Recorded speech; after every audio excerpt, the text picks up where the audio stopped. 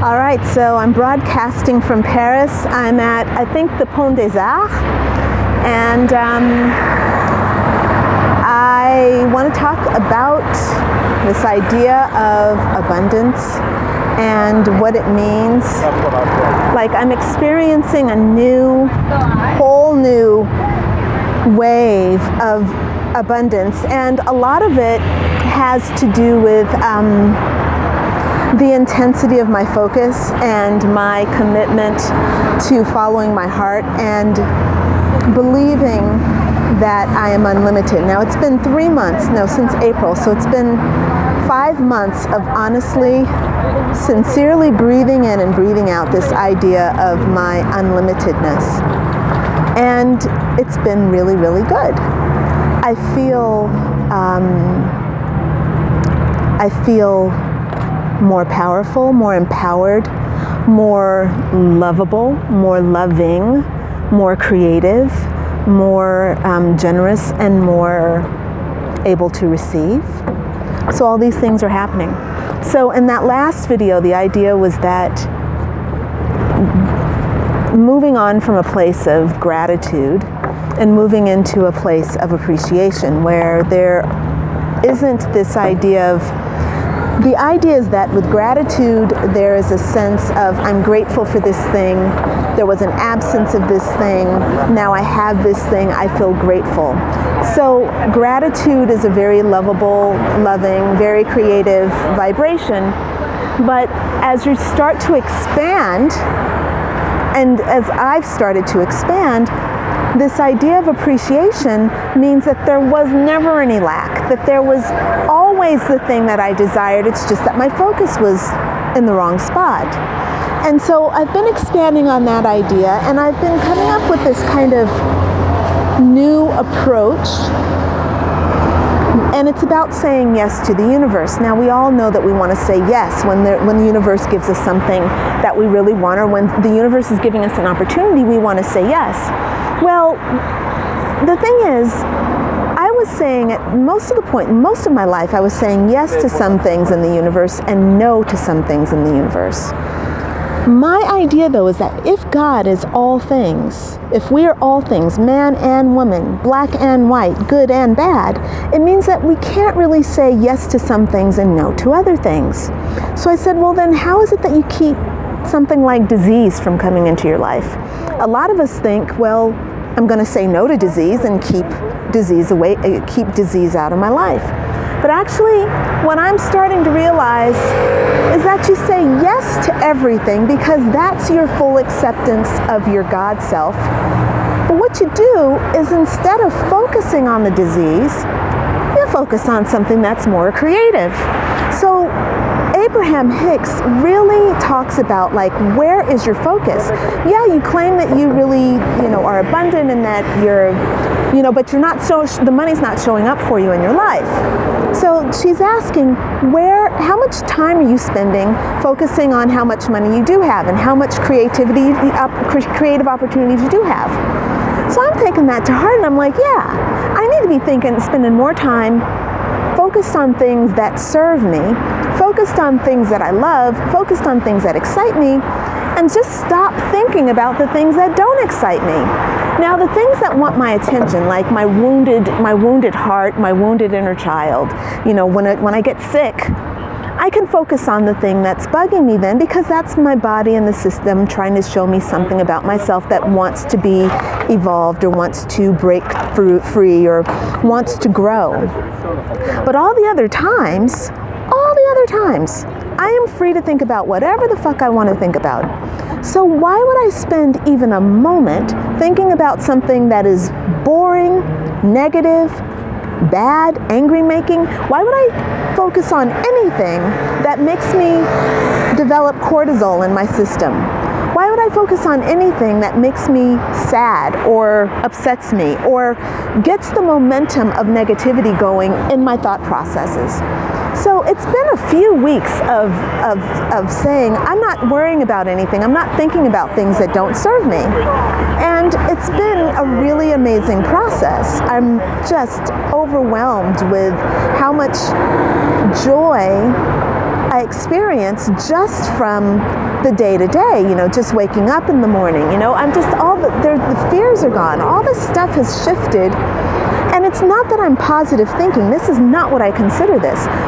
I'm just being really creative every moment of my day. I'm in Paris and I love Paris. And you think, well, you're in Paris. It's easy to be in Paris and to love everything. The thing is, I wouldn't even have gotten to Paris if I were focused on the same shit I had been thinking about 6 months ago.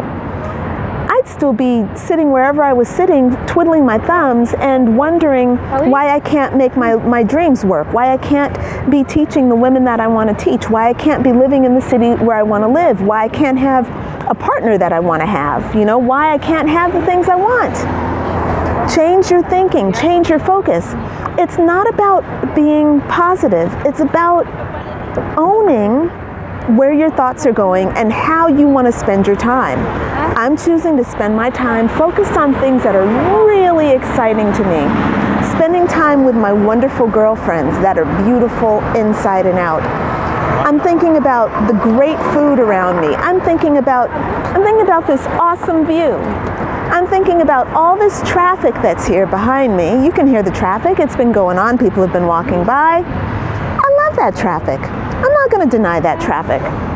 So what I've been doing, I keep $1 million in my pocket, in my left pocket, and another $1 million in my right.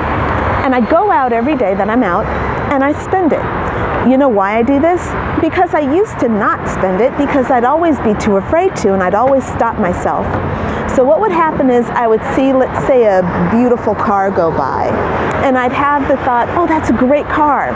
And then another thought would come up and hijack my creative process, and it would say, yeah, but that car is really expensive. That car costs $100,000. You're not going to be able to have that car. Or a really great looking guy will walk by, and I'll look at him and say, oh, that's a great looking guy. I'd love to, have that guy as my guy. And then what will happen? Something comes in and hijacks the conversation and says, yeah, but he's not available, or maybe he doesn't like girls that look like you, or these kinds of things.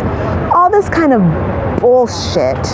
Okay, it's not healthy. It doesn't serve you. Having those thoughts have absolutely nothing to do with who you are and what you're trying to accomplish here. So, I've started changing my mind, and every time a great car walks by, I say, I have $1 million in my pocket. Do I want that car? Now, the interesting thing is, all of a sudden, my need for stuff and my wanting has diminished. Now, this is what all the gurus are talking about, all the spiritual teachers are talking about when they say, when you want something, the universe delivers you more of your wanting. So when you sit there and you focus on what you don't have, the universe starts delivering you more, not of what it is that you don't have, but more wanting, because you're in a space of wanting. So I've been in a space of creating, and I'm having this kind of really big expansion in like how it feels to be where I am. And the thing is, I feel full. I don't need every guy that walks by. I don't need every car. I don't need to be skinny. I don't need to be anything other than what I am, because I'm full, because I've been saying yes to everything. And I've been focusing on what I desire. And this has been a real challenge for me, It's been a real challenge because there's something a little bit heartbreaking about waking up and realizing that you've been focusing wrong for the last 46 years. And of course I could focus on that, but I'm not choosing to focus on that. What I'm choosing to focus on is what I get to do with now, and what I get to do with this moment, and what I get to do with this day. And I look around me, and this whole beautiful city of Paris is here, and it's welcomed me with warmth. Like, it was like 75 degrees. You should see these girls. Look at them. You see what they're wearing? It's autumn in Paris, and they're wearing shorts and sandals, And it's funny because the Parisians are like, oh my God, why are you dressed in sandals and shorts? I'm like, because it's hot. And they're like, oh yeah, it is hot, huh? So the first day they were like really still bundled up, and now is like the third day of heat, and they're like letting it go. They're like showing off their skin, They're like coming out, like, yeah, show it off, man. You got this warm weather, enjoy it. Say yes to the universe. So, I think that's enough for me for right now. Oh no, okay, so later on today, when I get back home, I'm going to upload some of the things that I bought with my $1 million, and I want you to enjoy them. I'm going to share them with you. And those of you who have watched this video, you're going to know where I got my $1 million from. Other people are going to be freaking out because they're going to think, oh my God, she's got this really extravagant lifestyle and she's so greedy, she's so focused on buying things. She gets to Paris and she starts spending, tens of thousands of dollars on things. She's out of control. Yeah. And look, the beautiful thing is, I want that dome right back there. I want that. I say yes to the universe. I get to say yes, I want to live in there. Actually, I don't really want to live in there, but it looks really glorious to me, right? I want to live in this big domed building, which is the administration building of some sort. I forgot what that building is, but it's an administration building of some sort. Very elegant looking, beautiful building. I've forgotten what that place is. I did some kind of class and they took us around. It says the Institut de France, but I don't know what that means, So anyway, okay, so keep your eyes open for my post or whatever. I don't know how I'm going to show off all the things that I bought. I also bought an apartment on this Seine street, on the River Seine. I bought a big old apartment here, and now I'm going to go live in it and enjoy living in my big old giant apartment. It's got 2 bedrooms because I only need 2 bedrooms. I thought about getting a big 4-bedroom place, and I thought that's really ridiculous. So because I don't even want 4 bedrooms, I don't need that many rooms, I just need 2, one for my bed and one for my living space. But I want a nice, comfortable living space, so that's what we're working on. Walking to. I have to remember everything that I've bought because now I've purchased tons of apartments around the city. So all right, the question now is, do I cross at this bridge or do I cross at the next bridge? That's a great boat with that Chinese statue on the front. Can you see that? You can see that. I love it here. I'm going to let you walk with me until I think we run out of juice here on the phone. We'll run out of space. And you'll get a chance to see Paris with me on this beautiful afternoon. I think I'm going to stay. The sun is behind me, so I guess I should come on this side of the bridge. Maybe it's easier to see stuff. I'm going to turn the phone away. Boom. Does that let you see? Yeah, it does, doesn't it? You can see because the sun's behind. Okay, that makes sense. People running along the river. Oh yeah. We're going to cross this river together.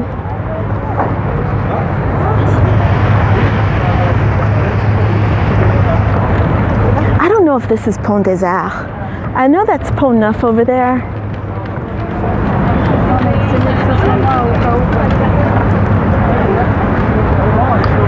That steeple over there, can you see that?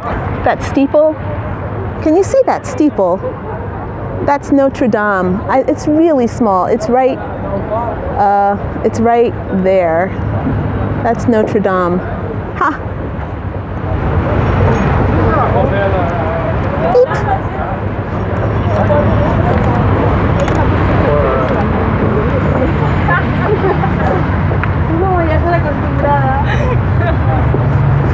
I think this is that bridge where people used to play music and sing and hang out. Kind of really fun. Lots of people here.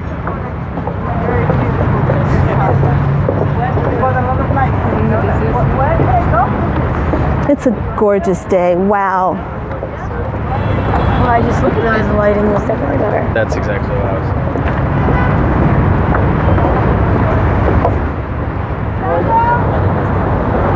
It's still going. Okay, just checking in.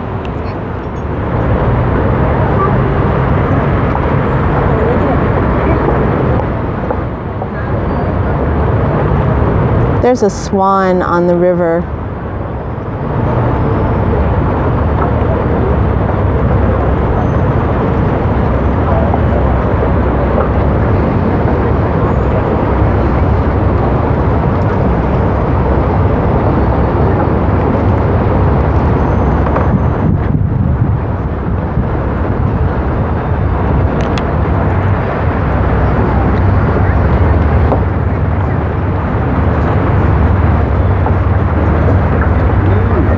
How we doing?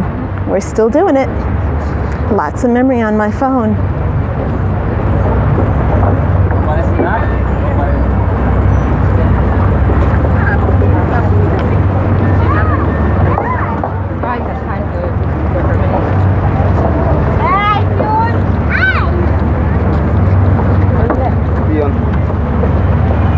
I'm walking to the Boot Chaumont. That's where I'm staying right now. Are you still going? Yeah. Wow. Okay, so I'm walking to the Boot Chaumont, and I was down in Sèvres-Babylon at Bon Marché, at just looking at stuff, buying stuff, spending my $1 million. It's a lot to spend $1 million every day. You know, you got to really work for it. But it's good for your creative juices. And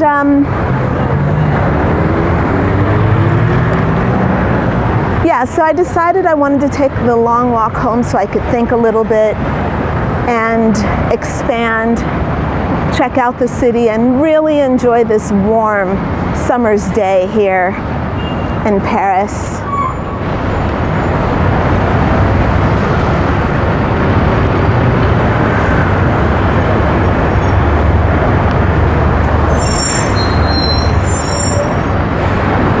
I love these trees that are lining the Seine. I wonder if those are aspens. I don't think so. Maybe, maybe not. Marronnier? I don't know. No. Yes, maybe. No. Those wouldn't be marronnier. The big ones would be, though. The ones overhead are definitely marronnier. Chestnut trees.